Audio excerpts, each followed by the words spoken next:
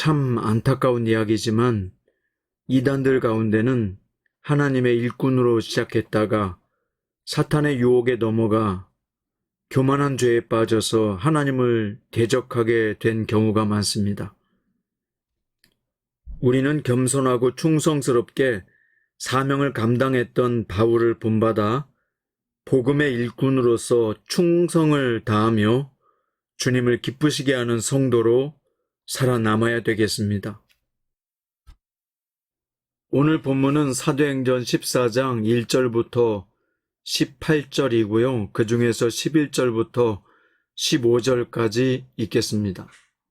무리가 바울이 한 일을 보고 루가오니아 방언으로 소리질러 이르되 신들이 사람의 형상으로 우리 가운데 내려오셨다 하여 바나바는 제우스라 하고 바울은 그 중에 말하는 자이므로 헤르메스라 하더라. 시외 제우스 신당의 제사장이 소와 화환들을 가지고 대문 앞에 와서 무리와 함께 제사하고자 하니 두 사도 바나바와 바울이 듣고 옷을 찢고 무리 가운데 뛰어 들어가서 소리질러 이르되 여러분이여 어찌하여 이런 일을 하느냐. 우리도 여러분과 같은 성경을 가진 사람이라. 여러분에게 복음을 전하는 것은 이런 헛된 일을 버리고 천지와 바다와 그 가운데 만물을 지으시고 살아계신 하나님께로 돌아오게 함이라. 아멘. 오늘 말씀의 제목은 자신을 낮추고 모든 영광을 하나님께입니다. 자, 오늘 본문을 볼까요? 바울이 루스드라에 가서 전도할 때 선천적으로 걷지 못하는 장애인이 있었어요.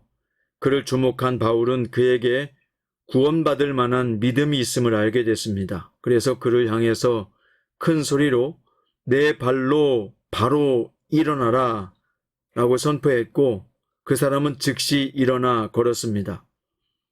이 기적을 목격한 사람들은 너무 놀란 나머지 바나바는 제우스, 바울은 헤르메스의 현연으로 여기고 그들 앞에 제사를 드리려고 했습니다.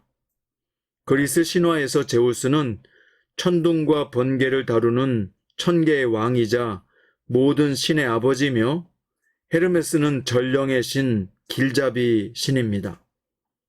바울이 행한 기적의 역사가 우상 숭배의 원인이 될 뻔했던 것이죠. 바나바와 바울은 자신들에게 제사하려는 행위를 다급하게 금지시켰고 모든 우상 숭배는 헛된 것이며 오직 하나님 아버지만이 창조주시오 만물을 다스리시는 진짜 신인 것을 가르쳐 주었습니다. 이처럼 기적 자체는 사람들에게 믿음의 근거가 될 수 없습니다. 기적의 역사와 함께 진리의 말씀이 선포되어 그 기적의 주체가 하나님이심을 깨닫게 되어야만 비로소 참된 믿음을 갖게 됩니다.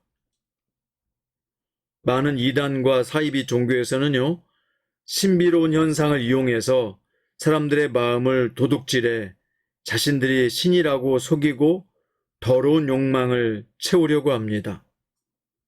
그러나 하나님의 사역자는 바울과 바나바 같아야 합니다.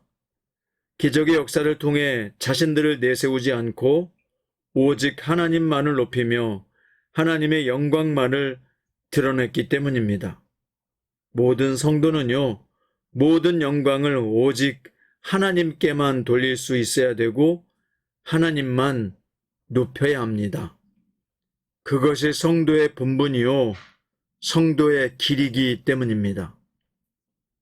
자, 이어서 바울과 바나바의 경우처럼 복음 사역자가 성령의 역사를 행할 때 사람들은 보이지 않는 하나님보다 눈앞에 보이는 사람을 주목하기 쉽습니다.